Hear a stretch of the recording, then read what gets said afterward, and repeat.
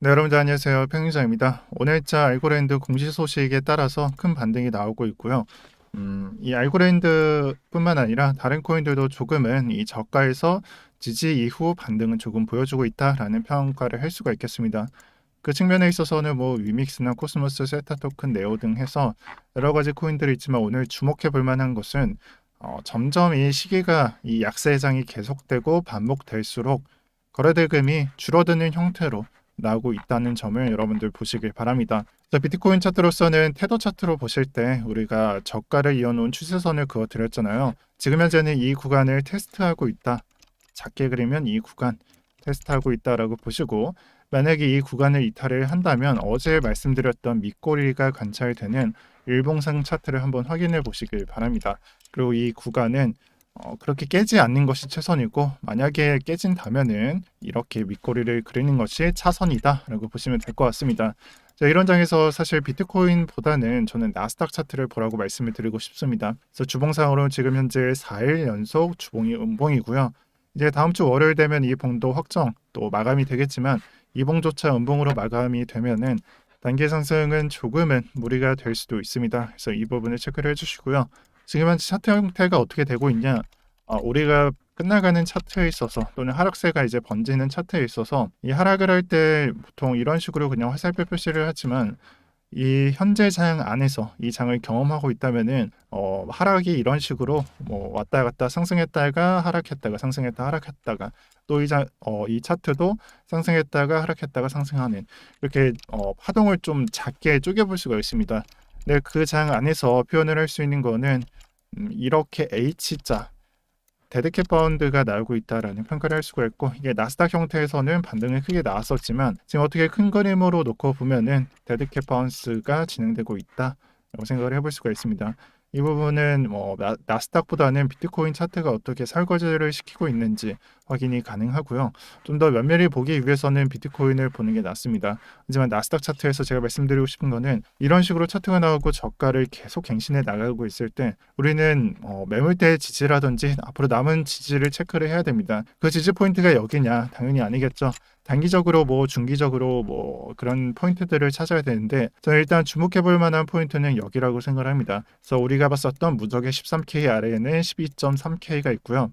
네, 12.2K라고도 볼 수가 있는데 그냥 깔끔하게 12K라고도 말을 하겠습니다. 그리고 그 다음 11K도 있고, 이런 식으로 체크를 해볼 수가 있습니다. 그래서 이 모든 포인트에 지지가 있다라고 설정을 하기 전에 지금 현재 장에서 우리가 어떤 매매를 하고 있는지가 저는 가장 중요하다라고 생각을 합니다. 아마 대부분의 분들은 이 장 안에서 이 반등을 고려하고 있을 겁니다. 저점을 어디서 잡아야 되냐, 저점을 어디서 잡아야 되냐, 이런 생각을 하고 계실 텐데, 비트코인 차트로서 예를 들면은 우리가 이 지점에 잡아서 이 지점에 판다면은 당연히 수익을 얻을 수가 있습니다. 하지만 이곳이 저점인가 이곳이 저점인가 이런 부분을 찾다가는, 아마 대부분이 경험을 하셨겠지만 우리 원화가 50%에서 30%에서 10%씩 점점 줄면서 이제 마지막 구간에 대해서 대응할 수도 없고, 만약에 경우의 수 2분의 1 확률인 하락이 나왔을 때 이때 돼서 10%를 들고 있다면은 존버밖에 할 수가 없습니다. 그래서 나스닥을 통해서 반등을 고려하고 있을 텐데, 저는 웬만하면은 원화를 고려하는 것이 더 낫다. 지금의 현금 비중을 유지해 주시는 것이 좋다라고 말씀을 드릴 거고요. 그 때문인지 몰라도 저는 알트코인들에 대해서 각자 알트코인이 뭘 들고 있을지는 모르겠지만 그 알트코인을 이더리움으로 변경을 하는 것이 좋다라고 의견을 제시한 적이 있고요. 그리고 그에 더해서 뭐 반등이 나올 때 매도는 이미 기회가 지나갔으므로, 일단은 지금 현재 수준에서는 원화를 생각을 하면서 최대한 이더리움으로 비중을 편입하는 게 좋다라고 말씀을 드릴게요. 추가로 이번 주부터 여러 일정이 있겠지만 이 장에 대해서 저점을 터치하고 있으니 반등이 나올 수가 있습니다. 여러분들 뭐 반등 크기에 따라서 우리가 뭐 매도를 어디서 가져가냐 이런 것을 설정하시는 것도 좋은데, 만약에 이 4월 말 장에 여러분들이 뭐 현금 비중을 늘리거나 아니면 이더리움으로 교환하는 전략을 사용하지 못하셨다면은 저는 지금도 기회라고 봅니다. 그래서 이번 주 5월 5일에 03시에 FOMC 일정이 예정되어 있죠. 03시부터 03시 30분에 시작이 되고요. 그 일정 이후에 만약에 이 장이 선반영이 되어 있다면은 올라갈 겁니다. 그럼 그 장에 대해서 저는 여러분들이 어떤 알트코인을 들고 있더라도 그때는 매도 기회가 제공된다면 비중을 좀 안정적으로 운영해 주시는 것을 추천을 드립니다. 나스닥을 보여드린 이유가 또 하나 있습니다. 우리가 어떻게 보면은 이 투자를 하는 데 있어서 여러 좀 보도 지표들 또 주요 지표들을 확인을 하지만 저는 비트코인에 투자를 하는 사람만큼은 나스닥 차트를 굉장히 중요하게 봐라. 기술주를 모아놓은 나스닥 차트를 좀 중요하게 봐라라고 말씀을 드립니다. 그럼 나스닥 차트가 어떻게 진행이 됐냐? SP500과 동일하게 지금은 거의 15년 또는 14년 동안 상승만 진행을 했습니다. 우하향하는 차트를 볼 수가 있나요? 단기적으로만 볼 수가 있습니다. 뭐 이 지점 이후부터 체크를 해본다면은 이 지점과 이 지점 하지만 크게 놓고 보면은 우상향하는 차트만 봤습니다. 지금 현재 어떤가요? 이 지점과 감정이 똑같습니다. 결국에는 내려가니까 올라가겠지라고 생각을 하겠지만 이 소재에 있어서 현금이 이제 들어온다든지 아니면 투자자들의 마음을 흔들 수 있는 여러 상품들이 뭐 100%, 200%씩 상승을 한다든지 그런 소재가 있다면은 이 장 안에서는 반등이 나올 수 있습니다. 하지만 그런 소재를 여러분들이 파악을 하셨나요? 저는 아닐 거라고 생각을 합니다. 그래서 그런 분들한테 제가 질문을 하나 던져 보겠습니다. 여러분들께서는 4개월 정도 하락하는 차트에 대해서 투자를 할 수가 있겠습니까? 이렇게 물어본다면 이미 지금 경험하고 있다. 무슨 얘기를 하는 거냐? 자, 그렇다면 1년 동안 하락만 하는 차트, 그러니까 내가 고점에 물렸고 하락만 하는 차트에 대해서 존버를 할 수 있겠습니까? 라고 물어본다면 고민은 하겠지만 결국에는 그 정도는 버틸 수 있다. 왜냐? 이후의 과정을 알고 있으니까 라고 말을 할 겁니다. 그러면은 15년의 기간 동안 박스권만 그리는 코스피가 아닌 미국 증시에서 이렇게 박스권만 그리는 차트에 대해서 여러분들이 여기서 매수를 하셨다면 버틸 수가 있겠습니까? 라고 물어본다면은 나는 절대 여기서 안 사고 여기서 살 겁니다. 라고 말을 할 겁니다. 그러면은 여러분들이 여기서 살려면은 현금이 이 장 안에서 현금이 있어야 됩니다. 비트코인 차트 보면서 제가 말씀을 드렸죠. 결국 17년도, 18년도 이후에 19년도 이후 제가 말씀드렸던 거는 저점부터 체크를 해본다면 3배가 진행이 됐다. 자, 그러면 우리가 못해도 정말 상승이 나온 다음에 그때 매수에 들어가더라도 이 정도에서 들어가더라도 한 100%는 여러분들이 생각해도 좋다라고 말씀을 드렸어요. 아마 대부분 여기서 매수할 생각을 하고 있겠죠. 근데 그걸 고려를 해봐야 돼요. 이 장 안에서 결국에는 대부분의 사람들이 100% 현금을 가지고 있는 사람이 없을 텐데 나는 이 장 안에서 여기서 매수를 생각을 하고 그런 플랜을 짜고 있다라고 생각을 해본다면은 지금 수준에서라도 안전자산으로 좀 바꿔놓고 현금은 최소한 3분의 1 정도를 준비해 주시는 것이 맞습니다. 그리고 그러한 장 안에서는 단기적인 상승, 뭐 1개월 정도 상승 또는 2, 3주 안에 상승이 나오고 또 일봉상 좀 굉장히 중요한 부분이 있었다라고 말씀드렸잖아요. 제가 좀 약간은 좀 감정이입을 하자면 이 상승에 있어서 정말 흔들리지 않을 정도로 그 마음을 유지해 줄 수 있는 포트를 준비해 주시는 것이 좋겠습니다. 저는 당연히 이더리움이 그의 적격인 걸로 생각을 하고 있고요. 어떻게 보면은 제가 전달드리는 내용이 단기적일 수는 있어도 여러분들 준비만큼은 좀 장기적으로 해주시는 게 좋다는 것이 저의 의견입니다. 또 좀 약간 단기적인 말이기는 한데 앞으로 목요일쯤이면은 이 FOMC 일정이 소화가 되고 오전 3시 수요일 새벽으로 표현을 하는 게 맞겠네요. 수요일 새벽 27시에 FOMC 발표가 있고 이제 BJ 파월이 입에서 나오고 또 기자회견을 3시 반에 갔습니다. 그 내용에 따라서 이 장이 선반영이 되어 있다면 올라갈 것이고 추가 하락 소재가 되어 있다면 떨어질 것입니다.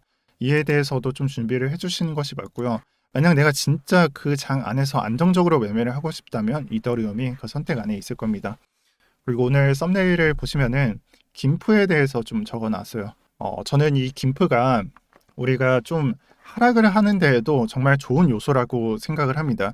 왜냐면은 이 지점에서 10%를 떨궜어야 되는데 결국 한 6에서 7%, 한 6% 정도를 떨구는 이 말을 김프가 방어했다. 그러니까 원화 차트상 매도 매물이 많이 안 나와서 그냥저냥 한 6% 하락하다가 다시 반등 나올 때 방어가 됐다라고 볼 수가 있겠습니다. 자, 그러면은 김프가 좋은 점만 있느냐? 그게 아니죠.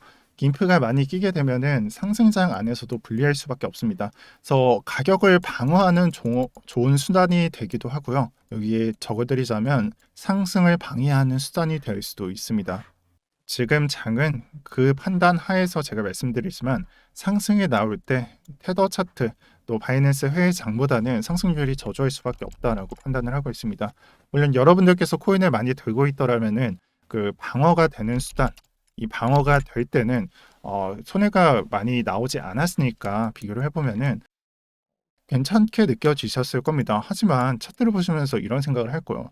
'그냥 떨굴 거면 떨구지. 왜 이런 식으로 횡보만 시키고 장을 지루하게 만드냐.'라고 생각을 할 수는 있어도 우리는 이미 한번 혜택을 얻었으니까 지금은 모래주머니에 얹고 달리기를 한다라고 보시면 됩니다. 그래서 김포에 대한 해석은 이렇게 될 것이고요. 이걸 극복하게 되는 것은 결국에는 해외장에서 올려주거나 원화장에서 진짜 미친 듯한 뉴스들이 이렇게 전달이 돼야지. 방향성은 두 가지입니다. 김포가 그냥 미친 듯이 껴서 장이 회복이 되거나 아니면 원화장에서 회복이 되면서 테더 차트보다는 회복률이 덜하지만 원화장도 올려줄 수 있는 그런 결과를 기대하시는 게 좋겠습니다. 자, 그리고 앵커 프로토콜에 대해서 한마디만 전달을 해드리겠습니다. 멤버십을 최저 금액 990원으로 설정을 했고 이보다 낮은 금액을 설정을 할 수가 없어서 일단은 명목상에 걸어 두었고요. 앞으로 장투에 대한 영상은 멤버십 통해서 유튜브 통해서 여러분들 들으시면 되고요. 아직 영상이 업로드가 안 되고 있는데 목요일에 게시가 되게 제가 게시를 걸어 놨습니다. 그래서 예약 시간대로면은 목요일에 게시가 될 거고요. 여기서는 좀 리스크를 말씀드리겠습니다. 리스크라고 하는 것은 손해를 입는다라는 개념보다는 얻을 수 있는 이득이 조금 줄어들 수 있다라고 받아들이시면 되고요. 연이자율 APY에 대해서 기존대로라면 19.47 또는 19.5%였지만 지금 현재 15%와 20%를 유동적으로 좀 동적으로 이동을 한다라고 합니다. 그래서 20%와 15% 사이에서 연이자율이 책정이 될 거고 날마다 달라지겠지만 그냥 평균율로 생각을 해본다면 최소 15%는 받겠구나라고 생각을 해주시는 게 좋습니다. 만약 이게 정말 싫다면은 제가 동영상으로 올려드렸지만 바이낸스에서 이제 들어가셔서 스테이킹 들어가신 다음에 이 화면에서 USDT를 검색을 하시고요. 테라 USDT를 검색을 하시고 30일, 60일, 90일 이 스테이킹에 대해서 여러분들 맡기시면 됩니다. 제가 영상을 촬영할 때 당시에는 60일만 소진이 되었고 30일과 90일이 소진이 안 되어 있었는데 지금 현재는 30일과 60일이 소모가 된 걸로 보입니다. 그래서 90일 정도 도전을 해볼 수가 있고요. 그게 아니고 나는 이 약간 락을 하지 않고 그냥 유동적으로 가져갈 것이다 라고 생각을 해보신다면은 이 앵커 프로토콜을 이용하시면 됩니다. 저의 경우에는 $10,000를 집어 넣었다라고 말씀을 드렸죠. 그래서 보시면은 이게 앵커에 들어가 있는 돈이다라고 보시면 되고 여기서 이자가 나오는 금액에 대해서는 그냥 앵커로 교환을 하고 있습니다. 그래서 제 원금 $10,000가 찍히고 $70,000가 있다라고 가정을 한다면 $70가 생긴다면 앵커로 이동하는 식으로 돈을 불려 나갈 계획을 하고 있습니다. 물론 저희 경우에도 이 연 이율이 좀 낮아지는 경우는 반갑지는 않지만 그래도 이 정도 이율이라도 그냥 아무 일도 안 하는데 들어오는 금액이라면은 그냥 합당한 금액이라고 생각을 합니다. 그래서 장투 영상을 보실 분들은 그걸 신청해서 들으시면 되는 거고요. 그냥 유튜브 상 누르시면 됩니다. 하지만 그냥 제 영상을 보고 싶으신 분들은 그냥 기존대로 영상을 봐주시면 됩니다. 저는 이를 통해서 뭐 돈을 벌거나 그럴 계획이 없습니다. 네, 그냥 영상을 나눌 계획으로 만들었어요. 네, 오늘 영상 여기서 마치겠습니다. 오늘도 편경장이었습니다. 영상이 도움이 되셨다면 구독 한번 눌러주시면 감사하겠습니다. 감사합니다.